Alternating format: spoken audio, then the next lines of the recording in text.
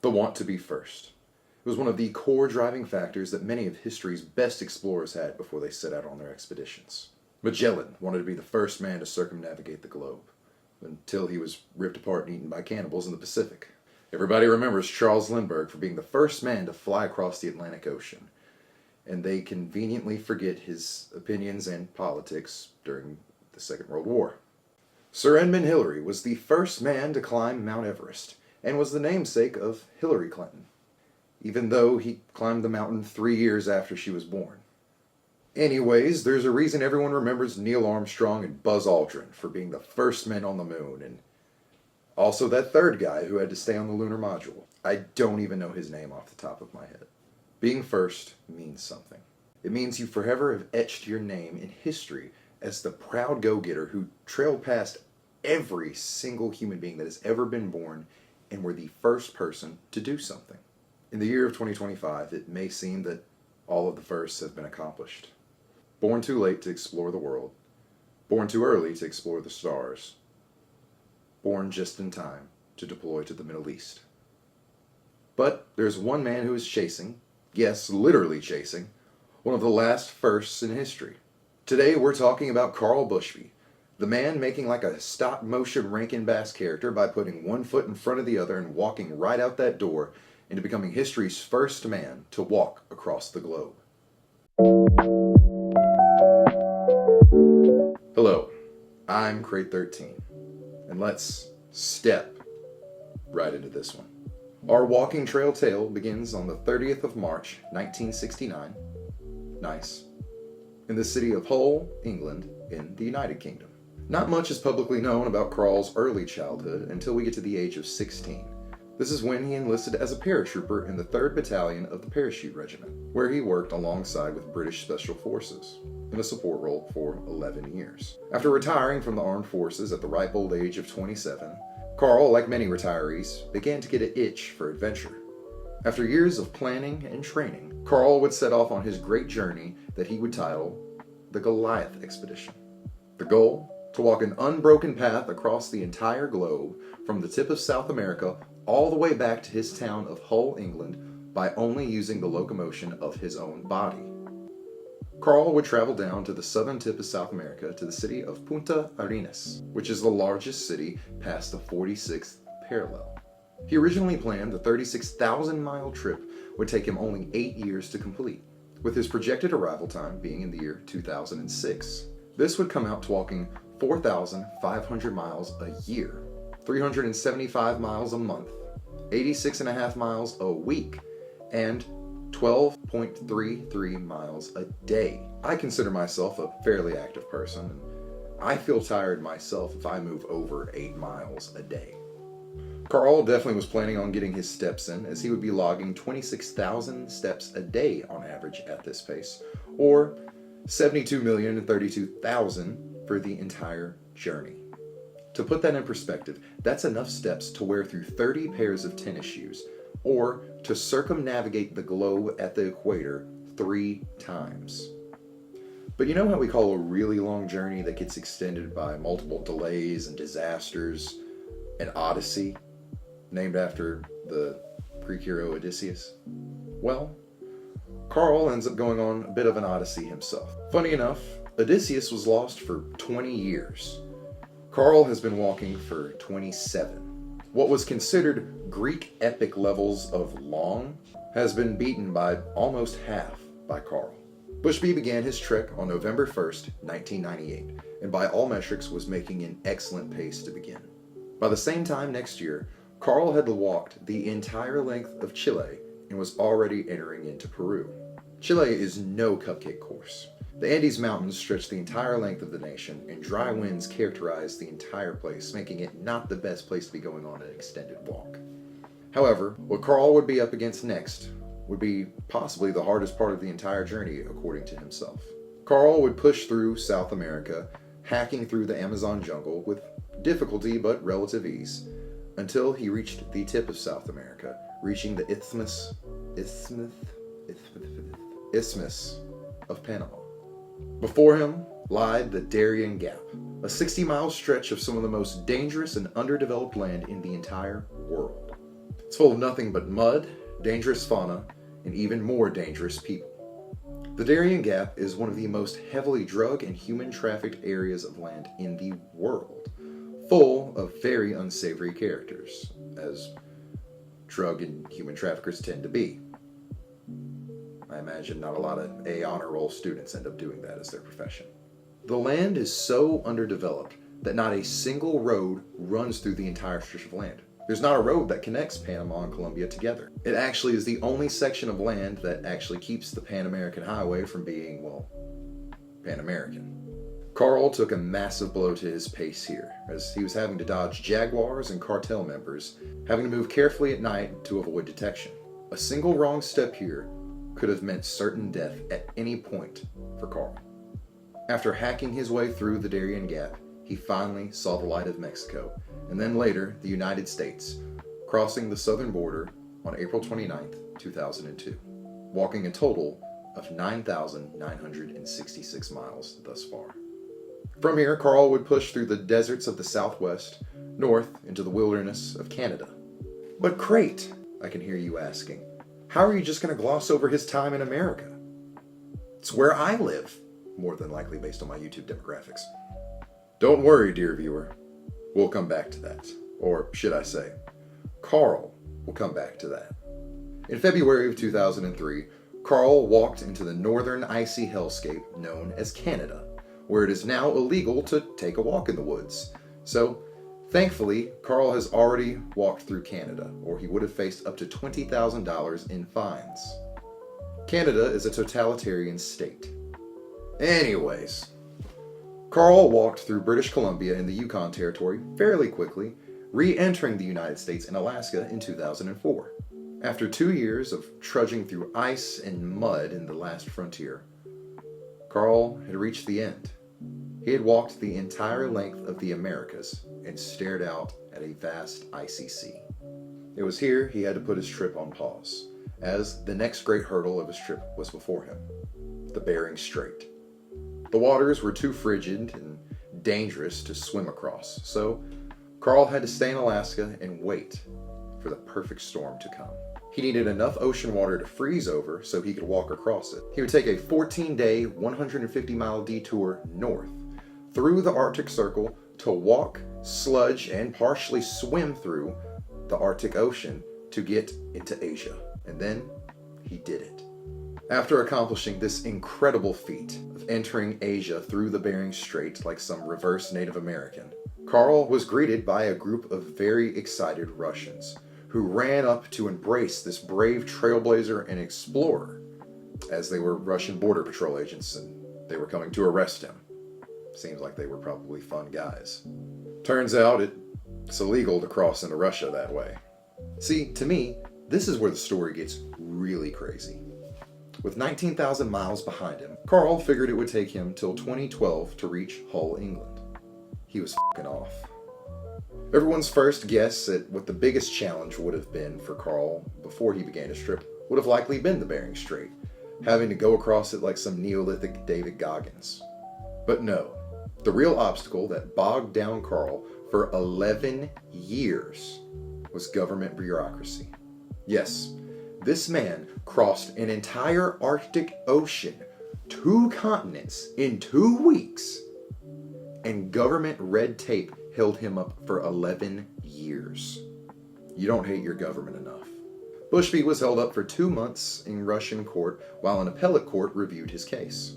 They were trying to decide whether he would be allowed to stay in Russia or be banned completely from ever re-entering the nation. Thankfully, they agreed to let Karl continue his journey, but with the proper visa paperwork, which that will be a very important detail later.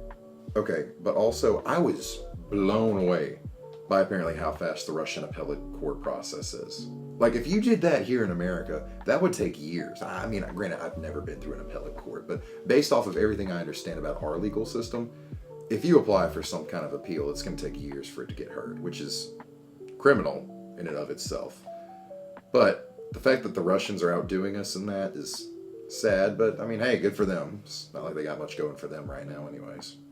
It also probably helped that the United Kingdom's Deputy Prime Minister was from the same hometown as Karl, and he made some phone calls to some people. So that probably helped speed Karl along in this process and not get him banned from Russia, which would have meant the end for his journey.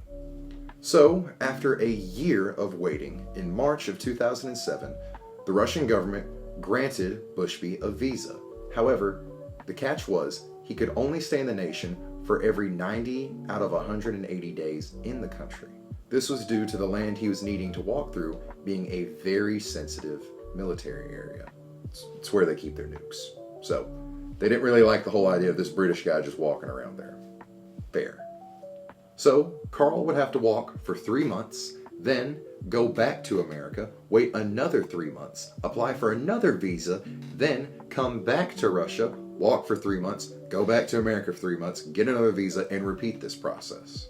On Karl's first year of his expedition, he was able to log 3,240 miles walked. In 2007, he only logged 620. Then things got even worse in 2008. There was a delay in getting his visa, and Karl was only able to walk for 3 weeks that entire year, as he started walking in late winter and only was able to go in spring when all the frost was melting, turning Siberia from a tundra into a swamp that was basically unpassable. So basically, he lost an entire year of travel. So he had to return back to America. Now, I can hear yourself asking on the toilet, surely this must have all been expensive. I mean, applying for multiple visas a year, all the equipment that you would need for the trek, the camping, the lodging, if you would get lodging, food. So, how did he pay for all this? Karl had multiple corporations and very wealthy financiers backing his trip that wanted to see him cross the finish line. However, you remember how I said this story was in 2008 at this point? Well, the housing bubble popped and the money stopped flowing, meaning Karl just had to kind of stop for a while. He eventually went to Mexico where it was cheaper to live and waited there for 2 years until 2010. He was just sitting around waiting for the economy to turn around, which eventually it did. Kinda did, depending on who you ask. The banks got bailed out and the sponsors rolled back in. And in a moment of pretty good timing, Russia approved another visa, and the walk was back on. But this is where things really started to get annoying. On top of having to do his 90-day visa thing, Bushby was hampered by the tundra conditions. Because his path by walking on foot took him through frozen rivers and icy roads, he could really only walk in late winter and early spring. On April 25th, 2011, Karl had finally reached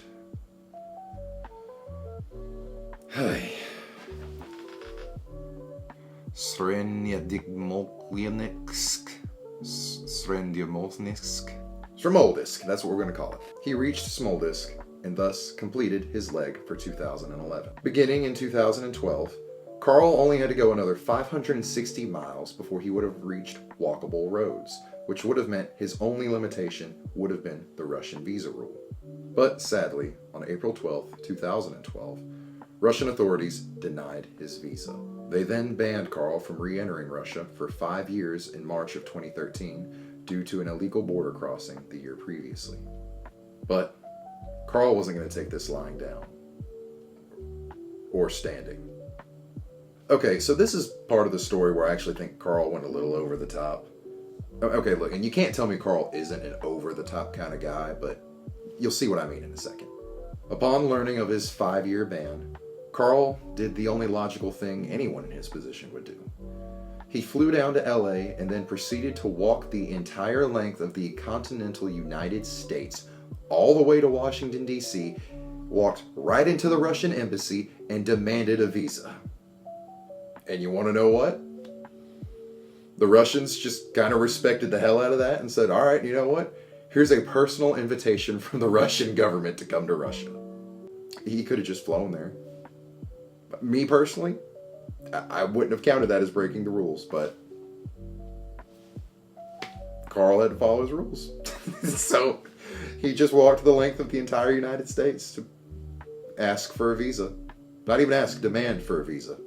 Karl would go back to Russia, and then, finally, after 3 more years of walking, Karl would cross the border into Mongolia in 2017. It was here the 48-year-old made tremendous progress and really put things into high gear. Now, keep in mind, this was the end of 2019 when he got to Iran. That thing happened in 2020 and made international travel difficult.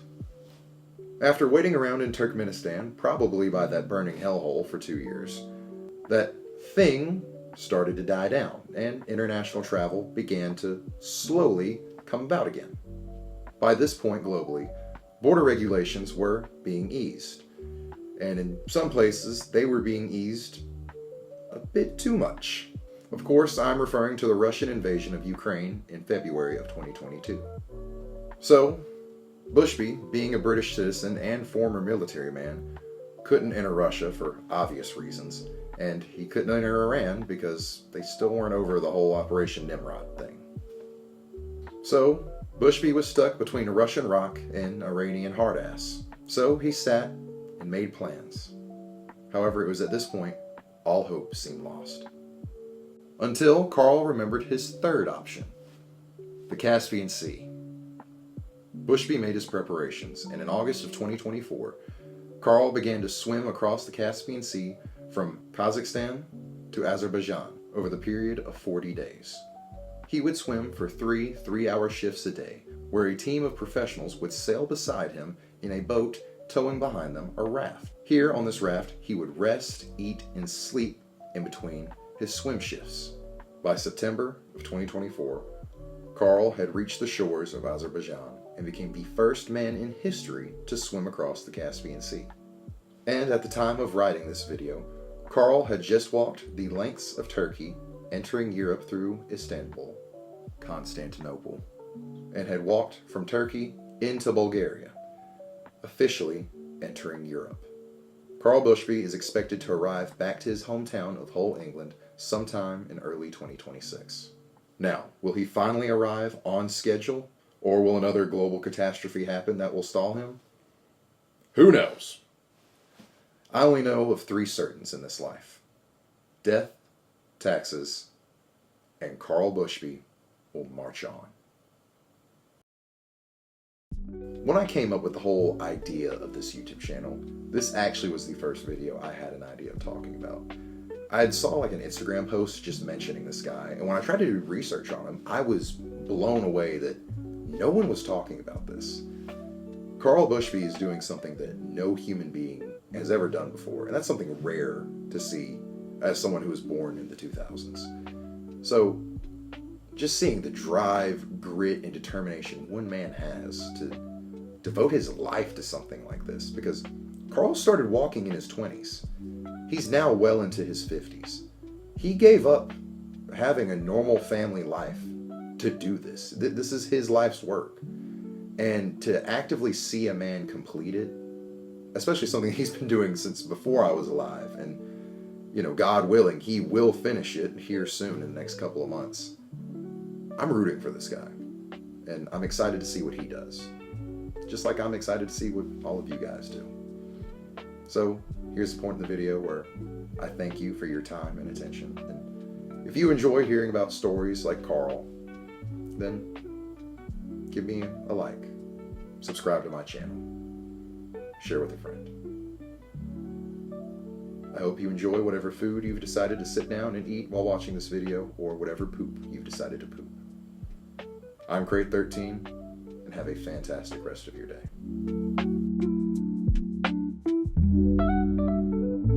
Being the first to fly across the Atlantic, they also conveniently...